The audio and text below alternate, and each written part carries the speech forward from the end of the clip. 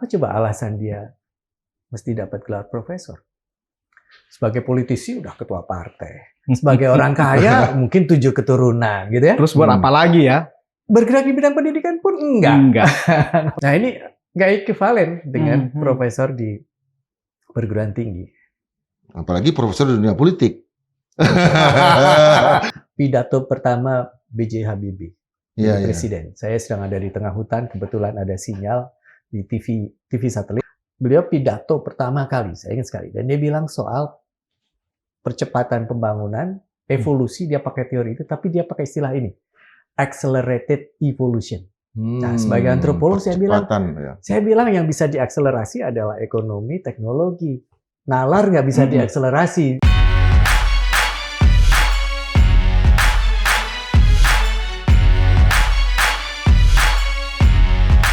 Ya, Sobat Madilog, kita ketemu lagi dalam podcast Madilog Forum. Bersama saya, Pudius Piliang, dan seperti biasa, seperti biasa dengan Indra Jaya Piliang. Apa kabar, Indra? Baik. Sehat ya? Semoga juga Sobat Madilog juga dalam keadaan sehat-sehat saja.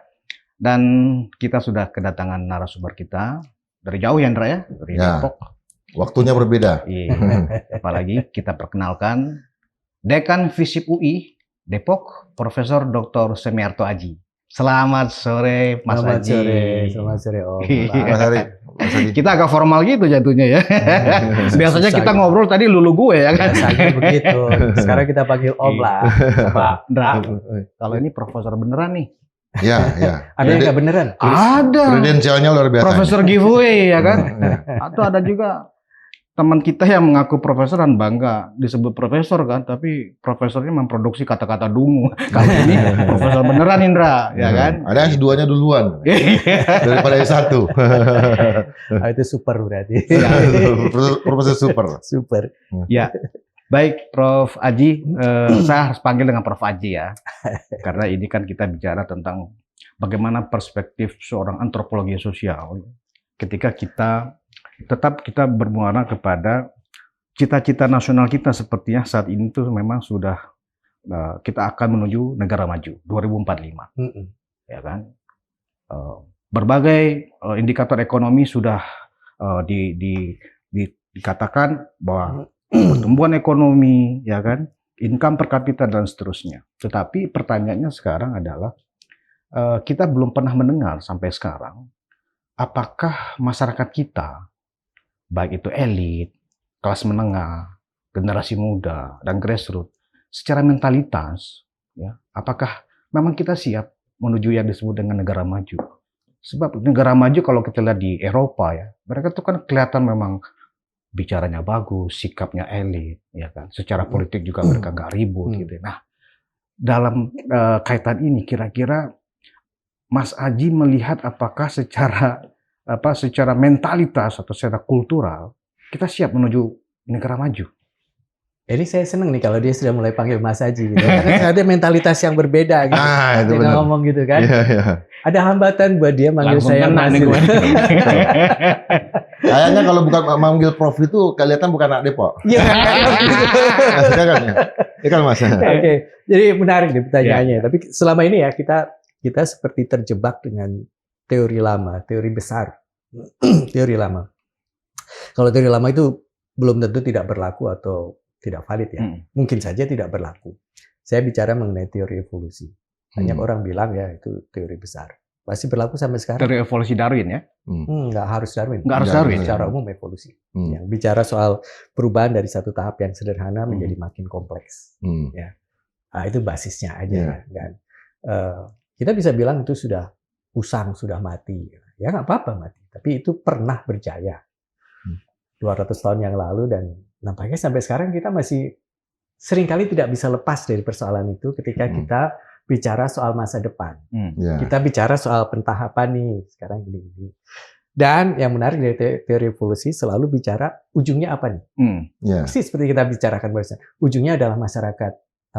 Tadi bilang masyarakat yang sudah tercerahkan dengan income per kapita yang jauh tinggi ya, 18 juta lebih kurang satu. Bedanya orang-orang suka bilang masyarakat modern, masyarakat maju, masyarakat apa. Nah, itu selalu diletakkan di atas sana, di ujung sana. Nah, persoalannya kenapa dia diletakkan di ujung sana?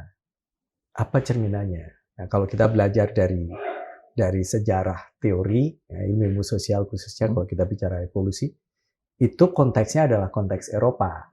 Itu pandangan Eropa mengenai perkembangan masyarakat. Ini masyarakat di seluruh dunia itu nanti ujungnya seperti kita loh di Eropa. Mereka menempatkan dirinya di paling atas. Yang lain orang-orang bangsa Cina, India, Afrika, Asia di bawah-bawahnya lagi. Ya itu kelihatan ada gradasinya. Nah, tapi mereka percaya yang masyarakat-masyarakat yang belum seperti kita suatu saat nanti akan jadi seperti kita. Nah, persoalannya tinggal waktu. Ya. Dan waktunya kalau kita bicara evolusi itu lama sekali. Ratusan ribuan tahun gitu kan, lama sekali. Mereka percaya bahwa masyarakat itu kalau didiamin aja nanti akan ke situ. Persoalannya berapa lama? Nah, di masa sekarang, terutama setelah Perang Dunia II, banyak negara-negara yang baru merdeka itu membeli proses evolusi. Dia bilang membeli ya. Teknologi. Nanti bisa kasih istilah yang tepat lah. Membeli proses tadi dengan memasukkan unsur yang kita sebut sebagai development, teknologi dan sebagainya untuk mengakselerasi proses itu. Nah, ketika itu terjadi, akselerasi terjadi, materinya kayak ginian, kita semua ambil. Kayak ginian, semuanya teknologi kita ambil. Tapi yang Anda sampaikan tadi, ombud. Tapi Prof, kan dulu kan ada istilah dunia pertama, dunia kedua, dunia ketiga. Itu dia. Prof, sekarang gimana tuh? Ya itu dia. Itu kan mengkategori bahwa first nation-nya adalah Eropa, yang ini negara kedua, ini atau boleh dibilang ini negara maju, develop, ini developing, ini underdeveloped kayak gitu. Ya mirip dengan Belanda dulu kan? Persis. Ini kan teori-teori evolusi lama ya, yang kemudian menjelma kembali tahun 50-60 menjadi teori development misalnya. Nah, secara mentalitas kalau dilihat kondisi sekarang menurut itu dia. Mas Aji gimana? Itu dia karena kan gini, Prof, Gen Z ini kan butuh semacam juga penilaian ya. Kan mereka yang akan menjalani masa-masa itu nanti. Itu lebih kurang 2045 sekitar 20 tahun lagi ya, 2045. Nah, kalau dilihat dari gaya hidup, cara hidup ya anak-anak dari generasi Y, Z ya, dan kemudian generasi Alpha, apakah ya kan kita secara mentalitas semangat bekerja keras ya kan, semuanya itu kan basicnya adalah berjuang dan bekerja ya kan, itu dimiliki nggak sekarang? Itu tadi mentalitas atau kalau dalam bahasa konseptual kami di antropologi ini nggak kenalin gue sebagai antropolog sih. Jadi saya agak bias ya, bias karena saya taunya cuma antropologi aja. Jadi perspektif saya agak bias ke antropologi.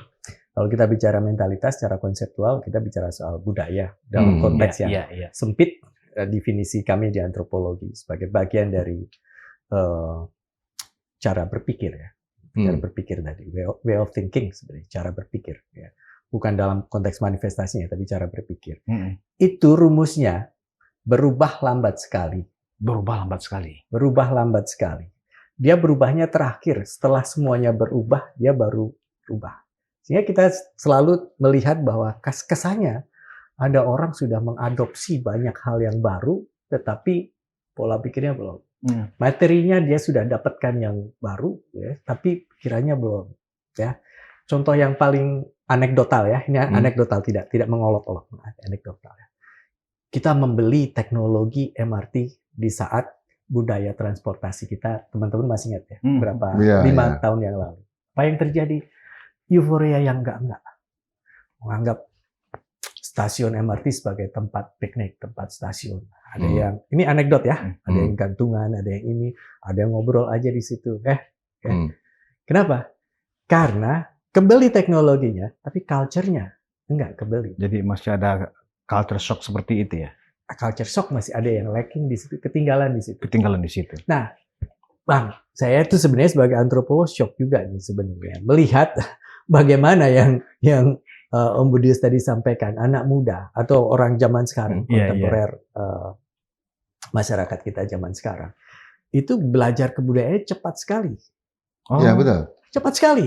Ada akselerasi yang luar biasa cepatnya. Jadi kalau saya sampaikan tadi budaya lama sekali kan, tetapi generasi sekarang ini belajar dengan sangat cepat. Sehingga olok-olok MRT tadi, yang kesannya, aduh kapan kita bisa jadi beradab menggunakan MRT. Itu nggak berlangsung lama. Ya dulu aja kan masalah antri aja menjadi persoalan. Antri. Sekarang ada gerakan disiplin nasional untuk orang antri atau untuk buang sampah segala macam. Sekarang itu udah menjadi berlaku ya. Dalam konteks MRT. Artinya itu sebuah proses evolusi, Prof. Ini yang memberikan itu apakah dunia pengetahuan atau karena ya kalau karena akselerasinya demikian cepat kita bilang itu revolusi. Kita mengalami revolusi budaya. Saya ingat sekali itu ya. Saya dulu nggak setuju sama sekali dan saya nganggap ini naif. Tapi sekarang saya makin tua makin belajar ya. Pidato pertama B.J. Habibie, presiden. Saya sedang ada di tengah hutan, kebetulan ada sinyal di TV satelit. Kebanyakan di hutan betul. TV satelit waktu itu ya, 98 ya. Ya. Beliau pidato pertama kali, saya ingat sekali. Dan dia bilang soal percepatan pembangunan. Evolusi dia pakai teori itu, tapi dia pakai istilah ini, accelerated evolution. Nah, sebagai antropolog saya bilang yang bisa diakselerasi adalah ekonomi, teknologi. Nalar nggak bisa diakselerasi, itu pikiran naif saya waktu itu. Sekarang nggak bisa diakselerasi. Sekarang ada challenge dan ada kesempatan pada saat yang sama untuk mempercepat proses tadi ya, adaptasi LRT. Ya apa hambatan-hambatannya apa, Bro? Sekarang ini? Ya, karena kan kita lihat itu kan memang dilakukan karena pengaruh teknologi, karena memang ada orang tua yang lebih dekat sama keluarganya sebagai nuklir pemilih ya. Itu apa? Karena kita lihat orang kan ingin melakukan itu secara instan. Ya. Dalam konteks Indonesia kontemporer saat ini nyaris tidak ada hambatan. Saya cuma melihat 1-2 hambatan aja. Itu fasilitasi internet cepat sekali dan kita sangat terbuka. Dan kakek guru saya Pak Kuncharaningrat itu dulu ngetop sekali dengan buku tipisnya. Mentalitas pembangunan itu ngetop sekali. Dia bilang salah satu ciri manusia Indonesia, kebudayaan Indonesia adalah cepat sekali beradaptasi. Cepat sekali. Waktu itu saya juga bilang seberapa cepat karena teori yang saya pelajari kebudayaan berubah dengan sangat lambat ya. Tapi lumayan cepat. Dan kita punya kemampuan itu. Pak Kun sebagai antropolog melihat orang Indonesia punya kemampuan itu. Ini antara Pak Kun dengan Arsa Bachtiar, Prof, lihat apa bedanya? Saudara dia sepupu. Ya, artinya satunya sosiologi, satunya antropologi. Tapi dia bisa mempengaruhi kekuasaan waktu itu kan? Ya, waktu itu Pak Harsha kan terkenal dengan teori-teorinya Parson ya. Parson behavior mengenai Pak Kun lebih kepada bagaimana way of thinking, bagaimana mentalitas dan sebagainya. Jadi yang satu bicara perilaku, yang satu bicara soal kebudayaan, way of thinking. Jadi nggak ada favoritisme. Jadi ada 2 variabel nih, Prof. Perilaku dan cara berpikir ya. Saya mau sampaikan tadi adalah yang pertanyaan dari hambatan itu menarik sekali. Kita punya fasilitasi pendidikan, sekolah makin maju, universitas makin maju. Internet ini yang tidak pernah terpikirkan sebelumnya, demikian cepat menggejala dengan berbagai, sekali lagi fasilitasinya, itu memudahkan orang mendapatkan informasi dan belajar. Artinya, nggak usah perlu lewat sekolah, nggak usah perlu lewat kampus, orang bisa punya knowledge yang kurang lebih sama dengan orang yang sekolah, zaman kita sekolah dulu. Nah, masalahnya ini, ya betul. Nah, kalau kemudian pertanyaan hambatannya, apa yang menghambat? Ada saja yang menghambat. Apa tuh? Orang Indonesia, sekali lagi, buku-buku yang saya baca, para antropolog bilang, ada kecenderungan tidak bisa lepas dari yang kita sebut aspek-aspek metafisik. Mitologi. Mistisisme ya. Ini cara-cara berpikir yang masih feodal berarti ya? Ya, itu kan dalam spiritualism. Itu ada dalam pidato kebudayaannya Mokhtar Lubis tuh kan. Persis. Nah, di dalam situ secara kasar ya, saya nggak bicara dalam konteksnya, secara kasar, metafisika, spiritualism, agama masuk di dalam satu kajian itu. Untuk membedakan yang di tagline ini disebut sebagai materialism. Yang satunya spiritualism. Jadi saat materinya demikian kencang dari adopsi banyak sekali culture di luar, yang spiritualisme yang basisnya adalah di kita ini belum berubah. Kita masih di sini. Nah ini yang mengerem dalam konteks positif untuk kita tidak terlalu cepat ke situ, atau dalam konteks negatif ini bisa saja jadi menghambat kemajuan. Kita lihat sekarang ya, dalam banyak sekali diskusi di media, ada yang bicara full scientific, ada yang bicara mengatakan itu kepongahan manusia. Iya. Kita tahu bahwa misalnya ya Tuhan sudah menciptakan gini-gini, jangan ditantang gitu misalnya. Ya ini kembali ke masalah pendidikan tadi. Kita udah punya segala macam. Apakah ketika seseorang menempuh jalan yang instan untuk mendapatkan status sebagai akademisi, itu juga bagian dari mistisisme yang dibangun itu? Pak Kunchara Ningrat pakai istilah mental menerabas. Mental menerabas. Mental menerabas. Ini saya menafsirkannya ya. Ini bukan Pak Kunchara ini, tapi saya menafsirkannya sebagai dalam konteks material ekonomi kita tidak bisa menjamin semua orang mendapatkan apa yang dia mau. Sehingga saya was-was kalau antri, Bang. Iya. Ya. Betul. Kalau kita punya 10 barang, ada 10 orang ini mau mengantri karena dia yakin akan dapat. Tapi kalau barangnya ada 5, 10 orang antri, nggak bisa. Nah, masalahnya yang antri, yang menerabas itu justru yang udah punya power. Nah, ini dia menariknya. Iya. Karena punya 1-2 itu nggak cukup. Betul. 1-2 itu nggak cukup kan? Punya jabatan. Ya, orang nggak akan ya, cukup. Artinya mungkin Indra melihat di sini ya, ada mungkin di kalangan elit, ya kan, mental menerabas ini, ya kan. Saya paham. Dan itu juga akan ditiru oleh Gen Z ini. Nah, apakah itu bagian dari yang sejalan dengan konsep kita menuju negara maju, lepas landas menuju negara maju? Yang saya mau sampaikan adalah kalau kita percaya bahwa kita punya banyak resources, dan kita yakin kita bisa memanfaatkan dengan resources itu, maka kita harus yakin kita punya kesempatan yang sama untuk itu. Nah, kita pesimis punya kesempatan yang sama.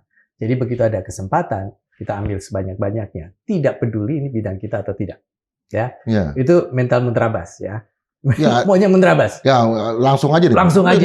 Ya misalnya gini, orang tiba-tiba menjadi profesor, tapi kita nggak tahu karya-karyanya. Itu gimana tuh? Ya itu tadi. Pertama mental menerabas. Kedua memang ada jiwa-jiwa feodal kita memang belum hilang. Apa itu feodal? Kalau kita mau feodal dalam sejarahnya, Anda lebih tahu, Bang. Tapi kurang lebih ada privilege dari satu posisi yang dia terima. Mulai dari privilege yang basisnya ekonomi sampai penghargaan. Artinya secara sosial ada penghargaan. Banyak orang yang sudah punya privilege secara ekonomi, tapi masih haus social acknowledgement. Nah, yang dia pikir bisa dapat dari berbagai macam gelar itu. Itu salah satu yang kelihatan sekali ya. Apa coba alasan dia mesti dapat gelar profesor? Sebagai politisi udah ketua partai. Sebagai orang kaya mungkin 7 keturunan gitu ya. Terus buat apa lagi ya? Bergerak di bidang pendidikan pun enggak. Ngapain? Ngajar pun nggak pernah. Itu dia. Makanya saya pikir, saya dugaan saya ya, dugaan saya, jawaban saya sebenarnya ya karena mereka perlu privilege acknowledgement sosial yang lain yang belum didapat ya.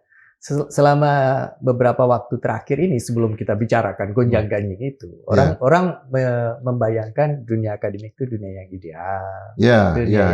Ini seperti itulah orang akademik gitu ya. Beda dengan orang politik gitu ya. Nah, sekarang orang politik juga bilang, gue juga ideal kok, gue akademik kok, apa? Profesor. Oh itu ya barangkali ya. Jadi social acknowledgement-nya dia nggak dapat dari kekayaan yang sudah dia dapat. Padahal sesungguhnya itu bagian dari feodalisme ya. Saya menerjemahkannya itu bagaimana satu posisi punya privilege dan privilege itu demikian didewakan. Nah, oke. Prof, secara deskripsi bisa digambarkan nggak? Secara yang dengan bahasa yang gampang diterima oleh Gen Z misalnya ya, apa sih yang perlu disiapkan, cara kerja, cara sikap hidup, apakah dia masih mahasiswa misalnya kalau dia masih kuliah atau dia baru masuk di dunia kerja, mentalitas atau culture seperti apa yang bisa sejalan dengan keinginan itu? Saya suka teorinya, karena saya orang kampus ya, walaupun diminta bahasa Gen Z, saya masuk ke teori. Saya suka teorinya Pak Bambang Pacul. Mentalitas Korea. Mudah-mudahan anak milenial tahu. Mentalitas Korea.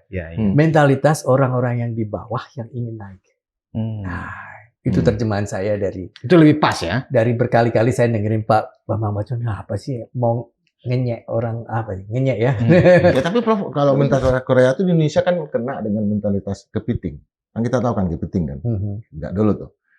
Kalau kepiting, kita kumpulkan 10 kepiting dalam satu wadah di sini misalnya, lalu kita kasih kayu untuk kepiting itu naik ke atas. Coba kita lihat, satu kepiting naik ke atas, 9 narik ke bawah. Itu kan mentalitas yang Korea kalah sama mentalitas kepiting. Indonesia kan tidak punya mentalitas Korea, bro. Mentalitas kepiting yang ada. Artinya orang juga ingin menarik yang di atas ke bawah. Itu menarik itu. Iya. Itu menarik. Kelakuan kita emang gitu, nggak seneng lihat orang sukses ya. Tapi terjemahan saya dari berkali-kali mencermati Pak Bambang Pacul itu ya, bahwa kalau kita mau maju ya kita lihat posisi kita sekarang ada di bawah, kegigihan untuk merangkak naik. Nah, dia selalu bicarakan gitu. Kalian ini sekarang belum apa-apa. Korea ini kan ingin naik terus. Tapi selalu dia bilang, Korea ini kan ingin naik terus. Jadi yang saya tangkap dari beliau itu berusaha memompahkan semangat. Ada semangat, Pak. Jangan terima gitu aja. Korea ini jangan terima gitu. Dia harus naik. Nah, itu persoalannya. Seringkali di internal komunitas kita itu masih terbelenggu dengan filosofi komunal ya. Teman-teman, sorry banget jadi omongan kampus lagi. Nggak apa-apa. Kalau kita ngomong komunal itu kan kesannya semua properti dimiliki bersama oleh satu komunitas semuanya ini. Jadi semua orang tidak perlu memiliki sendiri sawahnya, kebunnya, karena desa, nagari sudah menyediakan buat sana. Tidak perlu kita bekerja terlalu keras karena sepanjang kita rajin membantu orang lain akan membantu kita. Ya, satu yang saya baca ini dari papernya Prof itu soal geotermal di Sumatera Barat. Itu menarik bro. Orang Minang itu bro. Nah, termasuk kenapa tuh Agus Salim kan pilihan tuh, Tan Malak pilihan. Kenapa otaknya agak lebih cerdas? Karena dibakar di bawah. Sumber energinya geotermal. Tapi kan ditolak. Ya. Nah itu apakah bagian dari mentalitas Korea atau mentalitas kepiting, bro? Sumatera Barat sekarang menolak tol segala macam. Ya itu tadi. Kalau karena hasil riset Prof itu. Kalau Mas Aji. Ya itu saya bikin sama kawan-kawan dari Universitas Andalas. Bukan, IKIP. Oh, IKIP. Oh iya. Sekarang Universitas Negeri Padang, UNP. IKIP. Iya. IKIP. Oh iya dulu IKIP ya. Sorry. Universitas Negeri Padang. Sorry. Maaf saya salah. IKIP PGRI. Oh, IKIP PGRI. Oke ya. Iya. Mohon maaf saya salah. Jadi sekarang jadi Universitas PGRI. Iya. Jadi kawan-kawan di sana. Ya tadi ya penjelasannya. Dunia kita masih tidak komunal sehingga maunya orang tuh ya kurang lebih sama lah, rezekinya sama, kayanya sama. Sehingga kalau ada orang yang lebih kaya, lebih berprestasi sama kita, itu jadi sumber kedengkian orang lain. Kalau perlu ditarik-tarik biar mereka equal lagi toh. Yeah. Nah, orang Jawa, orang Sumatera selalu punya mekanisme untuk leveling, meratakan lagi rezekinya. Kalau di Jawa lewat selamatan tentu saja. Secara simbolik selamatan itu kalau gue beruntung, sebenarnya gue sedang mengambil keuntungan orang lain. Dan kalau gue beruntung sendiri nggak baik, karena ada orang lain yang sial. Keuntungannya gue ambil, saya bilang gitu kan. Karena ya saya harus mengembalikan keuntungan ini pada komunitas. Secara simbolik lewat selamatan. Kalau di Sumatera lewat kenduri dan sebagainya. Mental itu masih ada, disadari atau tidak masih ada. Sehingga buat kita, kalau ada orang sendiri, mau enak sendiri nih, mau kayak sendiri nih. Lihat, dia ngasih apa ke kita. Ada give back apa ke kita? Kalau nggak ada, nah ini bang. Mentalitas kepitingnya tadi. Bansos itu untuk menenangkan bansos. Biar cukup itu bagian dari kenduri toh. Tapi itu tadi mentalitas kepitingnya bekerja. Karena di dalam dunia komunal tadi ini ada yang nggak benar. Ada satu orang yang naik sendiri, nggak bisa. Harus diratakan. Berarti kalau kita anggap penting dan nggak penting nih, Prof Aji. Kalau memang kita ingin mencapai Indonesia Emas City ya, kan tidak hanya pencapaian indikator ekonominya. Nah, menurut Prof Aji apa yang dari sisi mentalitas itu yang memang harus juga dicapai saat ini sampai 20 tahun ke depan? Yang masih kurang dan harus dirubah misalnya, kalau memang ada yang harus dirubah. Apa yang harus kita lakukan? Atau memang nggak ada sama sekali, artinya kita siap? Teman-teman mesti ajak diskusi Bung Fai. Dirjen Kebudayaan kita. Orang yang Udah sering diskusi, tapi di sini belum. Nanti kita undang. Soal pemajuan kebudayaan dan sebagainya. Yeah. Bukan kritik, tapi kritik kan boleh kan. Yeah. Jadi kita bisa bicara bahwa sekarang ketika kita bicara budaya, masih terasa direduksi kepada hal-hal yang nampak sebagai hasil dari kebudayaan itu sendiri. Dan seringkali itu adalah yang berasal dari masa lalu. Kita lupa bahwa akar dari kebudayaan itu sebenarnya adalah kreativitas, creativity. Baik di masa lalu maupun masa sekarang. Ya, apa yang ada di masa lalu yang kita lihat sekarang itu adalah buah creativity di masa lalu.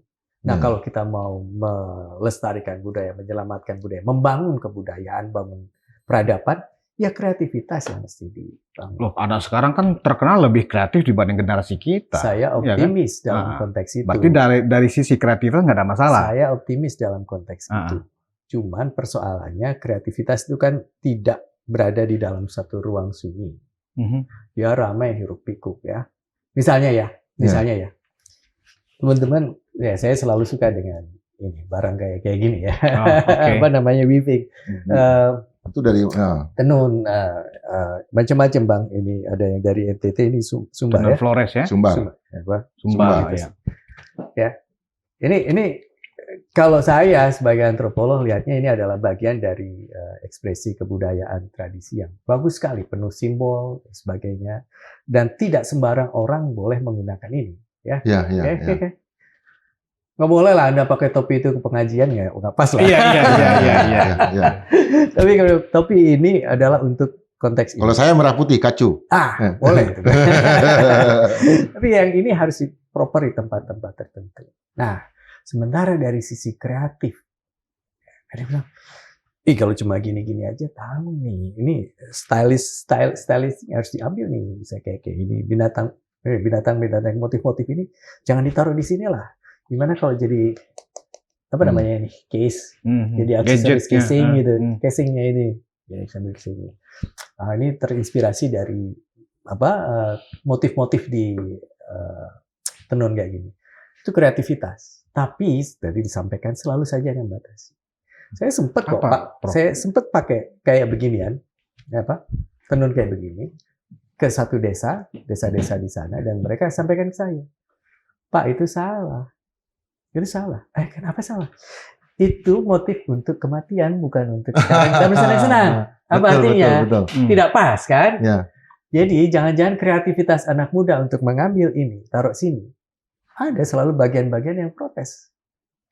Ya, ada selalu bagian-bagian yang protes. Puluhan tahun lalu waktu kita muda, kita seumur kan ya? Ya, satu generasi. Waktu kita muda di TV itu ada satu. Speedless gue tanya umur. Nggak usah stres lah. Waktu kita muda dulu, ada salah satu tonggak di dalam kesenian Indonesia di TV. Itu namanya lenong rumpi ya. Lenong rumpi ya. Siapa De Pretes itu? Hari De Pretes. Hari De Pretes. Lalu situ pakai kaos oblong dan masih ingat celana komprang yang dia pakai. Iya. Motif batik. Iya, betul. Motif batik. Bang, orang Jogja marah semua. Itu motif parang misalnya. Itu hanya untuk kelompok-kelompok tertentu. Dan untuk para kesatria gitu. Dan proper lah. Itu dipakai buat celana krompiang. Gitu. Nah, bagaimana kreativitas kita di Indonesia, kreativitas masih lekat dengan tradisi. Ya. Ini saya kasih contoh dengan Korea yang benar ya. Dengan Korea yang beneran, bukan Korea yang bawang bacur ya. Kalau kita jualan ya so-called cultural industries, kita masih bicara soal apa yang khas dari Indonesia, batik. Apa? Ada simbol wayangnya. Apa? Ada tradisi apanya. Ya gitu. Jadi, ketika kita mau bikin produk yang kreatif, seakan-akan kita masih terbelenggu dengan apa ciri khas Indonesia. Dan ciri khasnya adalah masa lalu. Teman-teman sekarang semua sedang bicara soal Korean Wave, drama Korea, K-pop, musik-musik budaya pop itu. Ada akar Koreanya? Ya kalau kita periksa nggak ada. Ada. Ya. Mereka dari China, dari Jepang. Ya. Dan Bang, buat saya, mereka kreativitas mereka perang benar-benar di pasar seni ya, dunia yang basisnya adalah Barat. Drama mereka basisnya Barat. Lagu-lagu mereka basisnya pop Barat. Tidak ada lagi cengkok-cengkok Korea. Bahasa Korea pun nggak bahasa Inggris semuanya. Ya, dance-nya Barat. Bahkan kalau perlu muka-mukanya dioperasi dan mereka benar-benar siap bertanding dengan hegemoni ekonomi Barat. Ya, sementara kreativitas kita masih terpaku pada jangan lupakan kearifan kita, tradisi kita. Ya, saya masih belum dapat suatu gambaran ya, Prof. Ya, sebenarnya saya pengen sebuah perspektif dari Prof. Aji itu, misalnya begini, pada saat Tan Malaka itu berpikir tentang bagaimana Indonesia merdeka, salah satu yang menghalangi pada saat itu adalah cara berpikir masyarakat pada saat itu. Nah, anggaplah sekarang kita sudah dalam posisi siap menuju negara maju. Nah, apakah situasi saat ini menurut Prof, khususnya apakah di level elit kah, seperti yang saya bilang tadi ya, elit, kelas menengah, dan generasi muda, apakah dalam posisi secara mentalnya sudah siap sebenarnya atau nggak ada masalah? Artinya kalau memang tidak siap, apa yang perlu dibenahi?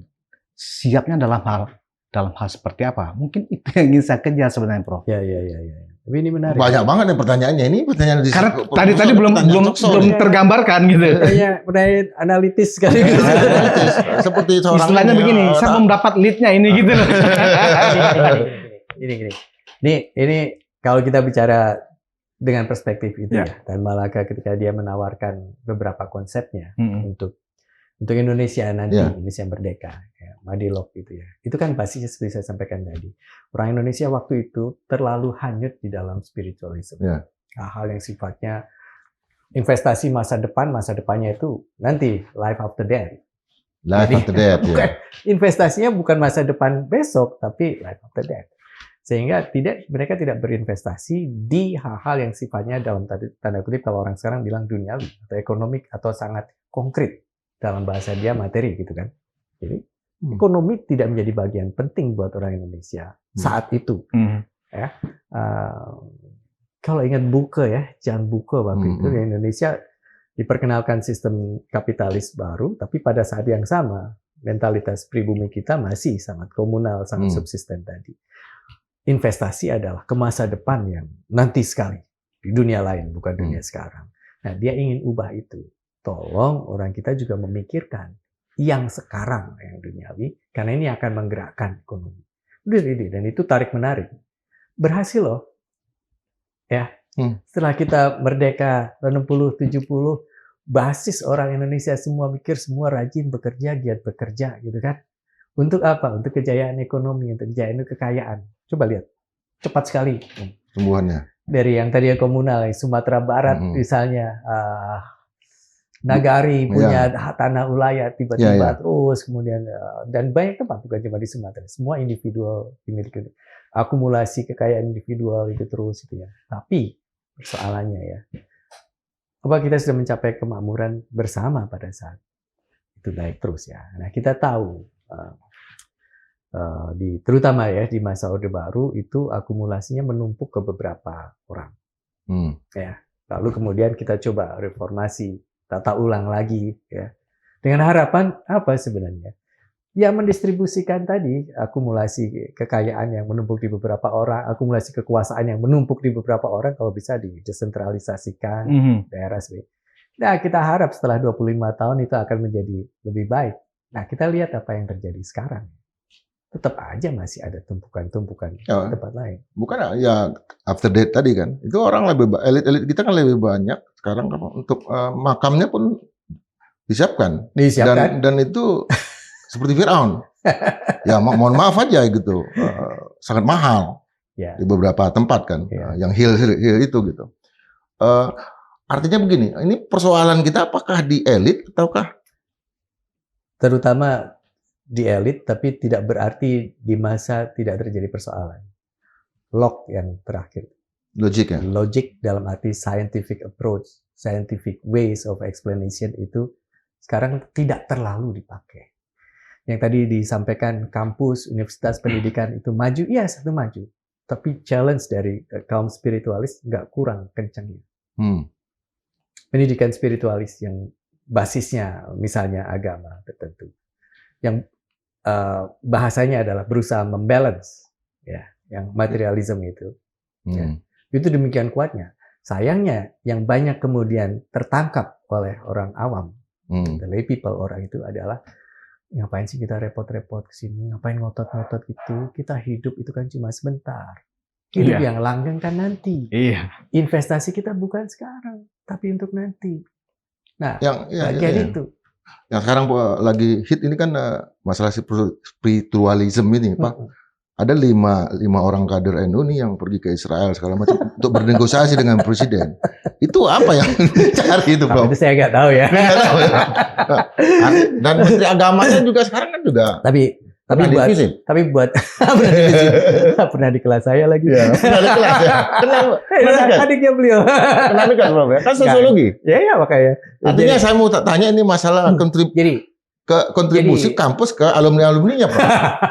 Ya begini ya. Jadi kalau konteksnya tadi kan pertanyaan mulai dari Tan Malaka. Waktu itu memang pengetahuan terutama mengenai ideologi, mengenai masa depan itu dimiliki oleh elit-elit kan ya. Yang berkesempatan sekolah di luar atau punya akses baca. Tan Malaka juga elit. Ya. Tan Malaka juga elit. Jelas. Dia punya akses untuk itu. Kata elit. Ya. Soekarno yang nggak pernah keluar negeri, tapi dia punya akses ke situ. Makanya dia punya kesempatan untuk belajar itu. Tapi, Bung, sekarang ini semua orang punya akses untuk itu sebetulnya. Hanya tadi sebenarnya ya, dalam konteks ideologi dan pengetahuan kan sekarang tadi saya sampaikan internet fasilitasi, nggak usah sekolah dia bisa kok, dia ngerti kok. Tapi sekali lagi ada nih spiritualism yang sampai sekarang continue terus, yang berusaha membalance itu, tarik menarik. Dan sekarang ini kondisinya buat saya di level massa, ya, di level orang banyak, antara yang menggunakan logik dan spiritual itu kurang lebih balance saja. Ini masa di mana waktu awal perubahan abad ini ya disebutkan bahwa kita harus kejar materi, clear materi, tinggalkan yang sifatnya spiritualism yang fatalis. Ya, artinya gini, kan kembali ke pertanyaan Indonesia Emas tadi, Bro. Kita sekarang lihat Rwanda. Rwanda pernah terlibat dengan konflik yang sangat berdarah. Tapi di Afrika sekarang Rwanda menjadi negara yang paling maju, makmur dengan dirinya sendiri. Kalau Prof kan masalah tadi kan melihat masalah suku Baduy, saya lihat kan dari riset-risetnya. Artinya saya berbeda pendapat sama beliau ini. Saya anggap bahwa indikator-indikator Indonesia dan segala macam itu terlalu berbau dunia lama. Menurut saya World Bank, UNDP segala macam kan teori ketergantungan. Kita harus membangun indikator kita sendiri. Apa itu yang Prof sampaikan? Saya berpendapat itu adalah salah satu pilihan yang bisa kita ambil. Tapi bukan sekedar bisa kita ambil, tapi harus kita ambil. Kita nggak boleh lagi meletakkan standar maju pada sana. Itu yang tadi saya sampaikan. Karena kenapa? Karena kalau kita mau ambil standar maju sana, logik sana, ilmu sana, sekarang ini kita bicara soal akses untuk pengetahuan yang makin beragam. Ya. Teori mengenai negara, teori mengenai kota, mengenai maju, tidak seharusnya lagi berorientasi pada Barat. Kenapa? Teori Barat tentu saja risetnya kondisi empirik di sana. Kondisi empirik kita di sini mestinya menghasilkan satu teori yang baru, bukan yang ke sana. Ya, jadi buat saya pertanyaan saya adalah kondisi maju yang seperti apa yang dibayangkan. Ya, kalau tragedi evolusi itu jangan sampai terulang. Kalau yang dibangun selama ini ya kan kita maju itu kategorinya ekonomi, ya kan? Ekonomi, karena kan konteksnya kan negara maju. Kalau konteksnya negara maju itu indikatornya yang dikeluarkan oleh Bank Dunia dan itu semuanya makroekonomi semua, gitu loh. Nah, kalau dalam pemahaman saya gini, Prof, ya kan. Semisalnya anggaplah sebenarnya secara kultural kita nggak ada masalah, karena kan ini yang akan membawa perubahan itu kan adalah pemerintah atau yang menyelenggarakan pembangunan, mengakselerasi, yang mengakselerasi. Sebenarnya penduduk pun siap, sebenarnya warga pun siap. Nah, tetapi sebenarnya kalau kita kaitkan, saya melihat ini sebenarnya seperti sebuah teori perjuangan kelas di era modern gitu loh. Kita nih dipaksa untuk naik kelas nih, ya. Sekarang kan kita negara menengah atas, anggap begitu ya. Nah, sekarang kita sedang dipaksa untuk 20 tahun ke depan naik kelas menjadi negara maju. Nah, itulah yang tadi saya kejar terus, Prof. Aji. Apakah kita nggak ada masalah dengan mentalitas, ya? Kita justru masalah apakah secara rekayasa ekonomi, secara makroekonomi kita siap? Apakah hanya itu persoalannya? Artinya kalau itu hanya persoalannya ya udah, berarti sosis kita siap untuk jadi negara maju. Dari awal saya nggak mau berpikiran begitu, karena saya tadi bilang jangan sampai kita terjebak pada teori lama evolusi, yang bayangkan bahwa ujungnya adalah seperti itu. Ini ada cerita lagi ya, anekdot lagi yang teman-teman pasti sudah mendengar. Ya. Ada pengemis pinggir jalan, lalu ada bapak anak orang kaya yang ngasih uang ke situ. Anaknya ngasih uang, terus bapaknya bilang jangan kasih uang, dia orang malas. Tanya. Coba tanya aja tuh pengemis itu.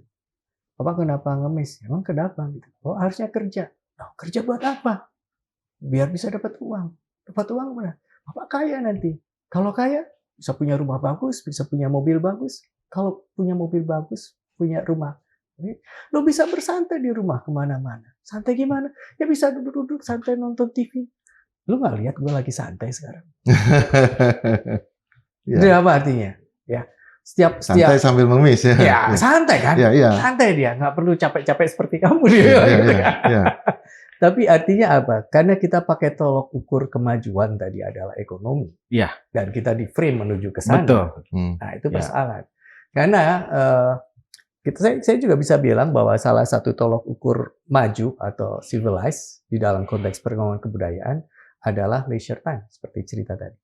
Begitu kita bisa leisure time-nya banyak, maka kreativitas meningkat. Saat itu maju. Kalau orang masih ngurusin perut terus, nggak ada leisure time, filsafat nggak berkembang, dong. Nggak maju tuh, nggak develop. Itu yang pertama, maju dari sisi itu. Yang kedua dari sisi seni. Ya. Ini negaranya maju, ini sederetnya maju. Apa indikatornya? Bukan banknya banyak, ini banyak. Ya, tapi bangunan-bangunannya tidak minimalis. Coraknya bagus lah, ada artnya di situ ya, misalnya. Itu tidak minimalis. Nah, itu ada banyak sekali indikator untuk mengatakan satu kondisi, bangsa, negara, kota maju. Nah, kita terpaku dengan teori evolusi lama tadi. Bahwa maju adalah ekonominya GDP-nya sekian, ini sekian. Lupa bahwa ada indikator lain yang mesti kita kembangkan sebagai kalau kawan saya sampaikan orang manusia yang hidup di tropis yang punya challenge alam yang berbeda. Berarti tema tentang itu kita sudah dapat sebuah benang merahnya, Prof. Kita lebih kurang hampir sekitar 40 menit ini. Kita agak geser sedikit ya, Prof ya. Saya tertarik tentang nabrak untuk dapat gelar profesor itu tadi. Nah, kebetulan kan jalan pintas ya. Mas Aji ini kan dekan sekarang, artinya kan pimpinan fakultas yang tentu juga ada prosedur dan paham prosedur seseorang dosen ya kan untuk anggaplah dijadikan guru besar. Nah sekarang kalau kita lihat seolah-olah jika orang sudah punya pangkat, jabatan, uang, mau gelar profesor bisa dibeli. Seolah-olah seperti itu. Nah, sebenarnya Prof, prosedur untuk seseorang dosen ya atau siapapun untuk meraih pangkat fungsional atau jabatan fungsional seperti profesor itu semudah seperti yang kita dengar akhir-akhir ini. Mudah ya? Seolah-olah seperti itu. Iya kan? Berat. Sehingga kemudian ada, wah ini profesor beneran, ini profesor kaleng-kaleng. Ini profesor giveaway. Gimana, Prof? Saya rasa memang sistem merit system di dalam dunia akademik di banyak negara itu beda-beda ya. Amerika, Filipina misalnya. Amerika, Filipina. Begitu lu ngajar, lu panggil profesor. Ya, suatu saat saya ngajar mencari beasiswa ke Filipina. Lalu wawancara gitu. So what are you doing now? Ya, saya mengajar. So I'm a lecturer. Saya baku. Baku, Pak. Dosen dalam pelajaran bahasa Inggris saya ada, I'm a lecturer. So you're a professor? No, I'm not a professor. Saya bukan profesor, saya baru mau ngejar master waktu itu. I'm not a professor. But you teach in the university, so you are a professor. Saya bilang, jadi siapa yang mengajar di perguruan tinggi itu profesor. Ya, Kemudian ada tingkatannya, asisten profesor, associate profesor, full profesor. Di situ ada tingkatannya. Tapi semuanya profesor. Nah, di Indonesia, profesor itu menjadi satu posisi puncak. Jadi ketika mengajar biasa, ini asisten. Sudah penuh menjadi, masih ingat asdos? Pernah. Sangat administratif ya. Administratif. Tentu saja. Yang tadi asisten profesor, dan profesorship, itu ada aspek administratifnya ya. Kalau nggak diurus ya nggak ada yang grant ya. Itu ada achievement tapi juga ada aspek administrasi. Setelah penuh menjadi dosen, setelah lama-lama karirnya naik jadi profesor. Tapi profesor itu kemudian menjadi dua pangkat terakhir sebelum puncak. Kalau saya sampaikan di dalam tangga ini ya, tangga birokrasi pegawai negeri. Ya. Saya sampaikan saja misalnya 4D, 4E. 4E itu paling tinggi. Nah, profesor ada di 4D dan 4E. Karir seorang dosen mulai dari 3A. A sampai D, 3 sampai D, 4 sampai E. Jadi ada 9 tangga ya. A, B, C, D, A, B, C, D, E. Dua terakhir ini, 4D dan 4E itu profesor. Yang kalau di dalam sistem Filipina, Amerika itu full profesor. Nah, 4A, B, C, kalau di Indonesia lektor kepala, di model mereka disebut sebagai associate profesor. ASSC Prof. Gitu. Sebelum itu, 3A, B, C, D, asisten profesor. Teman-teman di Indonesia jadi lucu. Ya.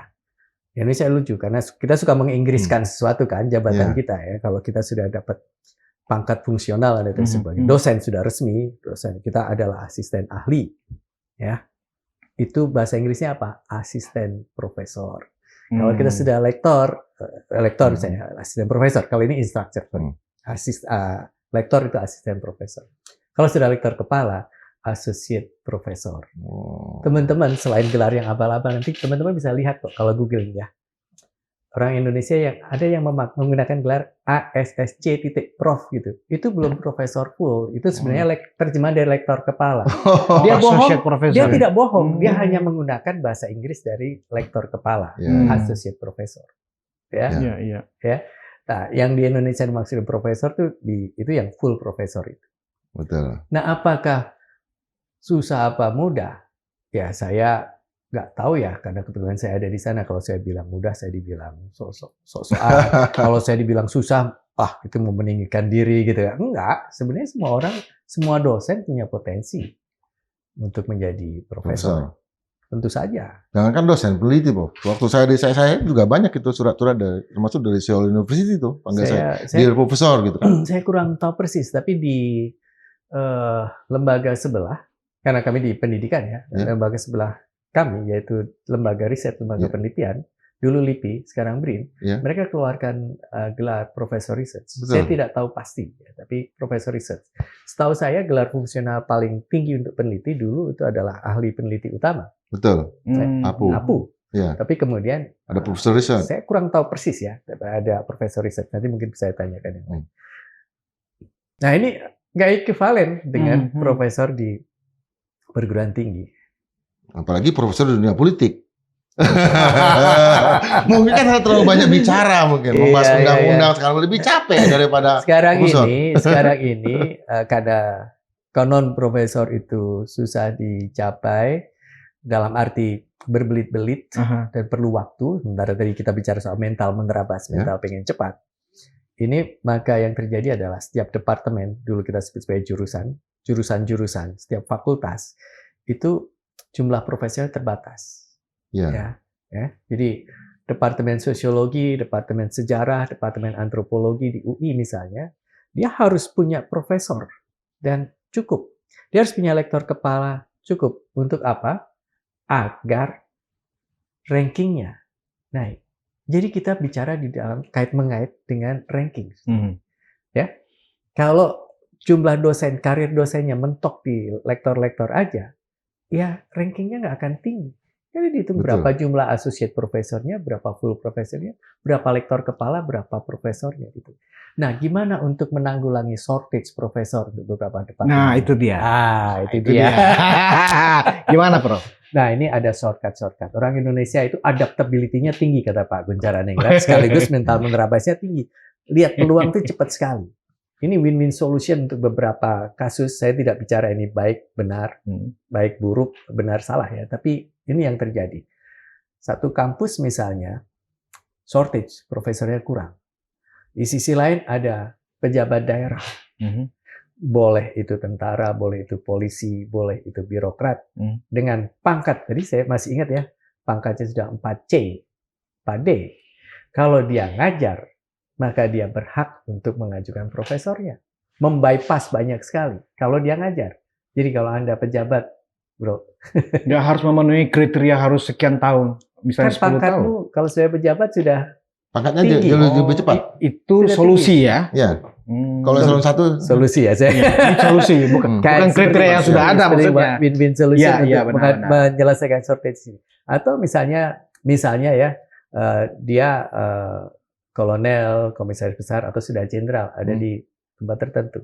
Itu kalau dikonversi, kalau dia ngajar di dunia pendidikan, dia dikonversi, dia sedikit lagi profesor. Dia nggak harus dari bawah tadi, dari asdos dan sebagainya. Ya ini kan masalah kita kan memang jumlah guru besar kita sangat terbatas. Tapi dibanding Malaysia. Shortage. Karena tadi ya teori evolusinya kalau memang benar-benar di dalam ya lama sekali. Karena di Malaysia jauh lebih cepat proses itu kan. Karena sudah diatur, dirancang dari awal sekali ini. Dan Bung, kalau profesornya banyak, tunjangannya banyak, dari mana kita ngasih baik? Jadi solusi seperti Prof, ada aja Bro. Ada aja kalau masalah tunjangan itu. Solusi jalan tengah itu kalau di militer itu mungkin disebut titulernya ya, atau profesor tituler yang sebagai solusi. Nah, masalahnya tidak disebut sebagai tituler ya. Kalau dia mengajar, mestinya beneran. Kalau dia mengajar jadi profesor beneran. Kalau tidak mengajar maka itu profesor honoris causa. Profesor honoris causa tidak bisa dipakai untuk bimbingan akademik karena itu tituler.